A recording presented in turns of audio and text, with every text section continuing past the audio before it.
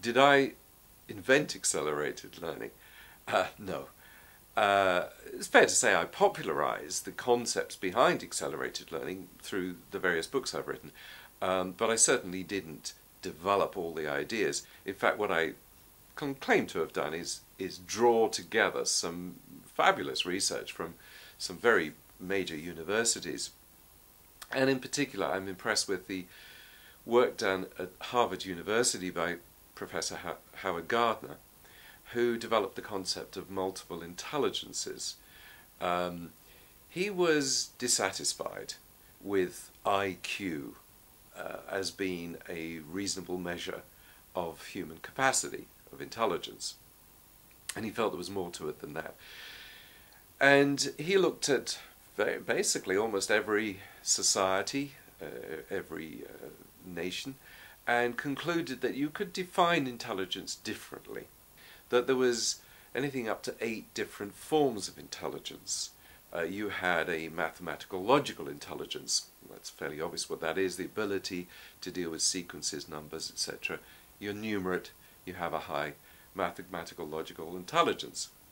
You have a linguistic intelligence, the ability to deal with words, to read well, to write well. Authors, of course, would have a high linguistic intelligence. And to be fair, an IQ test is very much that. And school materials and the curriculums are very largely based on those 2 intelligences, and clearly they're very important.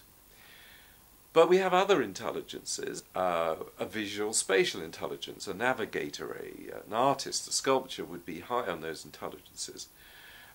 We have physical intelligence, a dance star, a football star would be high on those intelligences. We have, for example, a specific musical intelligence. Now, all of those intelligences, and there are others, interpersonal intelligence, the ability to communicate well, to get others to do what you want, leadership qualities, if you like, and intra-personal intelligence, an inner-directed intelligence, ability to make plans, to draw conclusions from what's happened to you in your life. Obviously that's developed as we get older. Now, here's the important point. All those intelligences we have to a greater or lesser extent. Some higher, some lower. The strengths, the ones you're strong in, would lead towards a personal learning style. If you use those intelligences as the medium to learn through, then you're going to be playing to your strengths, if you like. You're going to be learning in a way that suits you best. The results are going to be better. You're going to be learning faster. And a lot of the work we're doing at Accelerated Learning is helping students understand which are their strongest forms of intelligence, and then giving them the techniques that match those intelligences so that they'll be learning in the way they prefer to learn. And some of those techniques are really very simple.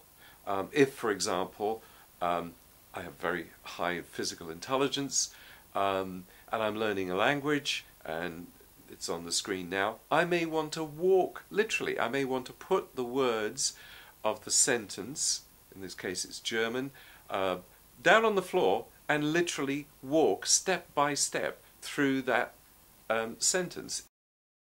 Ich gehe zum Friseur, mir die Haare schneiden zu lassen. Ich gehe zum Friseur, mir die Haare schneiden zu lassen. I go to the hairdresser's to have my hair cut. Pretty complicated sentence for students, but in that sentence there is a lot of grammar, German grammar. If you're physically intelligent, that technique will suit you.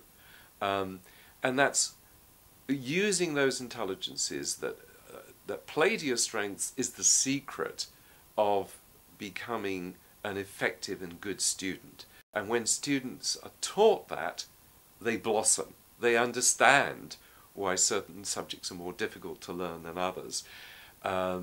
and yet they're able to take the material that they're learning from the teacher or from books and transfer it into a form that suits them best.